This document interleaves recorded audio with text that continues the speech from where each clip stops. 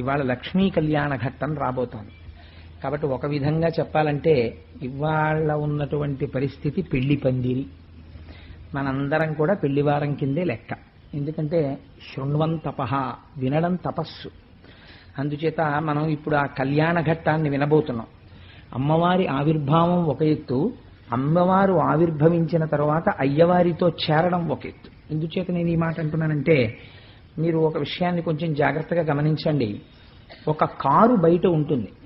ఆ కారు, నాకు కారు ఉందండి అని ఒక వ్యక్తి అన్నాడు. అయ్యా కారు ఉంది కదా, మనం కొంచెం పిఠాపురం వెళ్ళాలి, ఒక్కసారి మీ కారులో వెడదామా అన్నాం. నా కారు పని చేయట్లేదండి అన్నాడు. ఎందుకు పని చేయట్లేదు? కారు ఉంది కదా అంటే ఇంజన్లో ఏదో ఫాల్ట్ ఉందండి అన్నాడు. ఇంజన్లో ఫాల్ట్ ఉన్న తర్వాత ఆ కారు ఉన్నట్ట, ఆ క్షణంలో లేనట్ట అంటే ఆ ప్రయోజనములకు అది లేనట్టే లెక్క. ఎందుకని? శక్తి లేదు కారుకి. అందుకే మనం ఇప్పటికీ కూడా ఏదైనా పిలిస్తే హార్స్ పవర్ అని పిలుస్తాం. ఇన్ టర్మ్స్ ఆఫ్ పవర్ అంటాం. పవర్ అంటే శక్తి. అది కంటికి కనపడదు, అనుభవైక విద్యము ఉపయోగపడుతుంది. అందుకని శక్తి ఆవిర్భవిస్తే సరిపోదు. ఒక ఇంజిన్ ఒక్కటే పనిచేస్తోంది అనుకోండి, కారు లేదు, దానికి ఛాసిస్ లేదు, సీట్లు లేవు, ఏమీ లేవు, ఇంజిన్ వర్క్ చేస్తోంది. ఏ చక్రాలు నడుపుతుంది? అది ఎవరికి ఉపయోగపడుతుంది? కాబట్టి ఇంజిన్గా ఉపయోగమా? లేదు. ఇంజిన్ లేని కారు ఉపయోగమా? లేదు. కాబట్టి ఇంజిను కారు కలిసి ఉంటే మనకు ఉపయోగం. ప్రకృతి పురుషుడు కలిసి ఉంటే మనకి అనుభవైక వేద్యం. ప్రకృతిగా పురుషుడిగా ఉంటే అయోమయం. అందుకే కళాభ్యాం చూడాలంకృత శశి కళాభ్యాం నిజిత ఫలాభ్యాం భక్తేషు ప్రకటిత ఫలాభ్యాం భవతు మే శివాభ్యాం అష్టోక త్రిభువన శివాభ్యాం హృది పునర్భవాభ్యాం అని శంకర భగవత్పాదులు శివానందలహరి మొదటి శ్లోకం.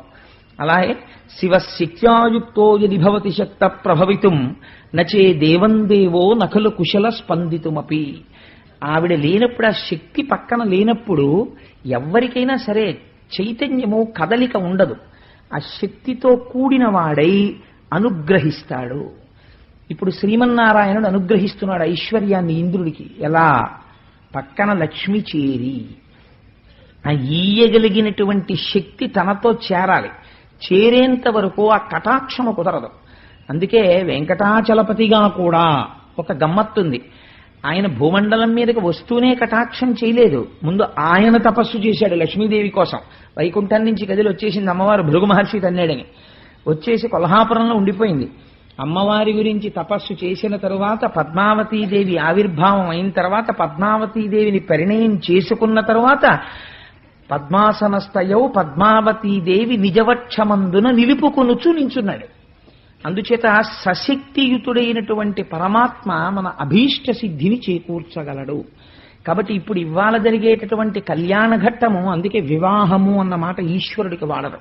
ఇప్పుడు నేనున్నాను అనుకోండి, నాకు ఎప్పుడో పెళ్ళయింది, నాకు అంత కరెక్ట్ జ్ఞాపకం లేదు కానీ సంవత్సరం పెళ్ళయింది. అయితే నేను ప్రతిరోజు సరదాగా నేను కూడా కళ్యాణం చేసుకుంటానండి, ఎవరో ఒక్కళ్ళైనా వస్తుండండి కాస్త చూసేడు దొరుకుతారు కానీ రోజు చేసుకున్నాను అనుకోండి, వీడు ధూర్తుడు అంటుంది ప్రపంచం. రోజు వీడికి కళ్యాణం ఏమిటండి? అలా కళ్యాణం మనుష్యులకి వాడరా మాట. కళ్యాణ మహోత్సవాహ్వాన శుభపత్రిక అని మనకి ఏరు. కోటేశ్వరరావు గారి కళ్యాణ మహోత్సవం అని వేసుకోను నా పెళ్ళైన రోజున. వివాహ మహోత్సవాహ్వాన శుభపత్రిక అని వేసుకుంటాం. అసలు అందులో ఒక రహస్యం ఉంది ఆ వివాహం అన్న మాటలో. వాహం అంటే బరువు, వి అంటే విచిత్రమైన బరువు. నెత్తి మీదకి ఎత్తుకుంటే కుంగదీస్తుంది. ఈ బరువు ఎటువంటిదో తెలుసా అండి? ప్రతివాడు ఎత్తుకుందాం అని సంతోషపడతాడు. ఎత్తుకున్నవాడికి తెలిసాడు ఎంత బరువో. ఎత్తుకోని వాడిని చూస్తే ఎప్పుడు ఎత్తుకుంటాడా అని చూస్తూ ఉంటాడు. వాడు ఎత్తుకుంటున్నాడంటే 100 మంది వెళ్ళి అక్షతలేస్తారు, అమ్మయ్య మా జాతిలో కలిసావు, నువ్వు కూడా సుఖపడిపోతున్నావు నాన్న నుంచి. అందుకని అది వివాహము. అందుకని దాన్ని వేస్తే వివాహ మహోత్సవాహ్వాన శుభపత్రిక అంటారు కానీ కళ్యాణ మహోత్సవాహ్వాన శుభపత్రిక అనరు. కళ్యాణం అన్న మాట ఎవరికి వాడతారంటే ఒక్క పరమాత్మ విషయంలోనే వాడతారు. వెంకటేశ్వర స్వామి వారి కళ్యాణం చేశామండి అంటాం. మీరు ఒక మాట గమనించాలి. అసలు సంప్రదాయమునందు ఒక గమ్మత్తుందండి. కళ్యాణం అన్న మాట పురుష స్వరూపం వైపు నుంచి వాడరు. శివ కళ్యాణం చేశామండి అనరు, విష్ణు కళ్యాణం చేశామండి అనరు, పార్వతీ కళ్యాణం చేశామండి, లక్ష్మీ కళ్యాణం చేశాం, పద్మావతీ కళ్యాణం చేశాం అంటారు. జీవుడు బ్రహ్మముతో ఐక్యం అవ్వాలి. ఇప్పటి వరకు జీవుడుగా కనపడ్డవాడు జీవుడు కాదు, అది బ్రహ్మమే అన్న ఎరుక కలగాలి. తప్ప రెండు పదార్థాలు ఉండవు. ఉన్నది ఒకటే పదార్థం జీవుడిగా కనపడుతోంది. అది జీవుడు కాదు, అది పరమాత్మ అని తెలియాలి. అది తెలిసిందనుకోండి అంతే, జీవుడు బ్రహ్మము అని తెలియగానే బంధనము విడిపోతుంది. అంతే, విడిపోయి తాను ఇక్కడే ఇప్పుడే మోక్ష స్థితిని పొందుతాడు. అది కళ్యాణము. అందుకే ఆ కళ్యాణమునకు ఆలంబనమేది? అహంకార పరిత్యాగము.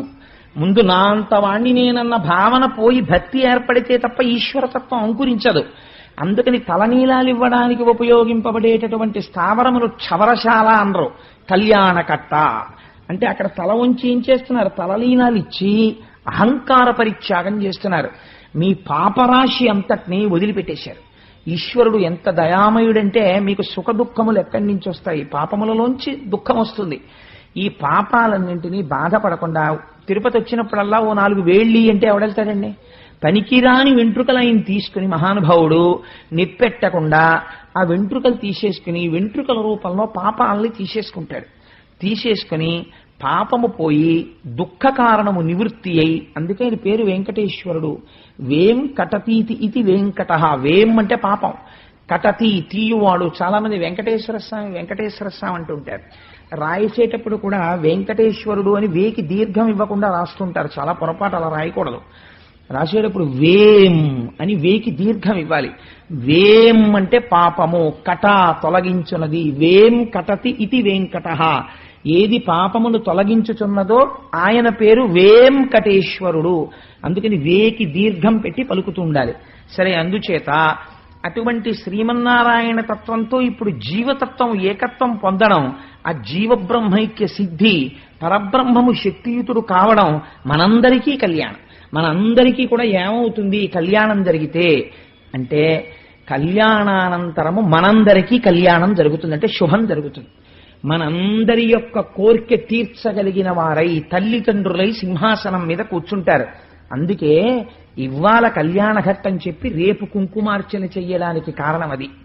ఇవాళ కళ్యాణం వాచికంగా పూర్తవగానే రేపు ఆ కళ్యాణ ఘట్టం ఇక్కడ చక్కగా సువాసినులందరూ కుంకుమార్చన చేస్తుంటే కన్నెపిల్లలు లక్ష్మీదేవి ప్రసన్నురాలవుతుంది. అసలు లక్ష్మి అనగా ఏమి, ఎందుకు ఆ చూపుల గురించి చెప్తారు విందురు గాని దాని గురించి. సరే, అందుచేత తొలకారు మెరుగుకై వడి తలతలమని మీను మెరయ ధగధగమనుచున్ కటముల నీనిడు చూపుల చెలువంబుల మొదలిటెంకి సిరి పుట్టె నృపా. నిన్నటి రోజున మీకు నేను విజ్ఞాపన చేసి ఉన్నాను.